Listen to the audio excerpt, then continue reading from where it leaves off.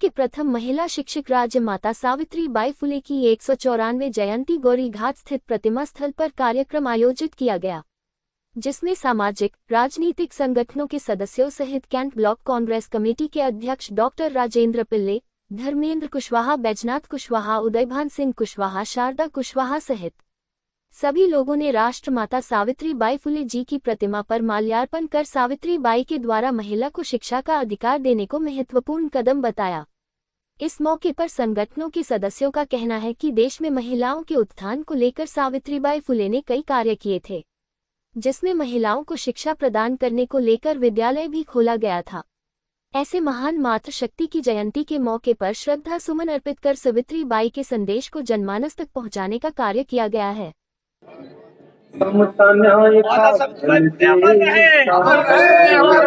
सावित्रीबाई फुले जी का एक बहुत छोटे से परिवार में इनका जन्म हुआ था और बहुत छोटे परिवार की थी।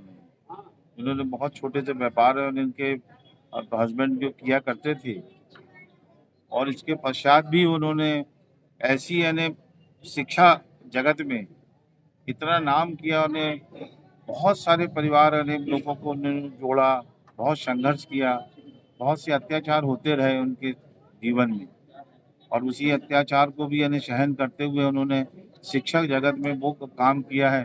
आज उन्हीं की प्रेरणा को लेके हम यहाँ पे सब इकट्ठित हुए हैं, और हम उन्हीं की जगह पे ऐसा चाहते हैं कि अब आने वाली पीढ़ी उनकी मार्ग पे चलकर और उसी के रास्ते चल के सारा जीवन में सब संघर्ष करते हुए भी उन्होंने जो प्रेरणा दी है हमें, हम उन्हीं को लोगों के लिए जागृत कर रहे हैं, और उनके आशा करते हैं कि ऐसा कि हर परिवार का बच्चा उनकी शिक्षा को देखते हुए हर शिक्षित होगा। इसी की प्रेरणा को लेके हम यहाँ पे सब आए। नाम आज हम सभी यहाँ पर माता सावित्रीबाई फुले का जन्म दिवस के उपलक्ष्य में उनको श्रद्धा सुमन अर्पित करने आए हैं। उन्होंने जो हमारे देश को गौरवान्वित करके नारियों को आगे बढ़ने की शिक्षा दी है, ये देश के लिए बहुत ही गौरव का है और हम नारियों के लिए भी गौरव का विषय है। हम चाहते हैं कि भारत सरकार पाठ्यक्रम में इन दाम्पत्य की पाठ्यक्रम को शामिल किया जाए, जिससे हमारे देश को भी इनकी शिक्षा और इनके ज्ञान की जानकारी मिले। निश्चित तौर से आज हम सभी भारत घूम के लोग और संस्कार धाम जबलपुर में राष्ट्रमाता सावित्रीबाई फुले की जयंती शिक्षक दिवस के रूप में, शिक्षिका दिवस के रूप में मना रहे हैं। और इस देश के एशिया महाद्वीप के जो पुंज द्वीप हैं, राष्ट्रपिता महात्मा ज्योतिराव फुले सावित्रीबाई फुले वो भारत रत्न के हकदार है। जो आज दिनांक तक इस देश में उनके साथ अन्याय हो रहा है, उस अन्याय को हम लोग सहने के उसमें नहीं है। निश्चित तौर से उनके सम्मान के लिए, उनके इस अपमान को बर्दाश्त न करते हुए हम लोग रोड में आकर के इस भारतीय संविधान के तहत और इस भारत रत्न को प्राप्त करने के लिए देश के सरकार से मांग करते हैं कि उनको जल्द से जल्द भारत रत्न दोनों दाम्पत्य महापुरुषों को दें।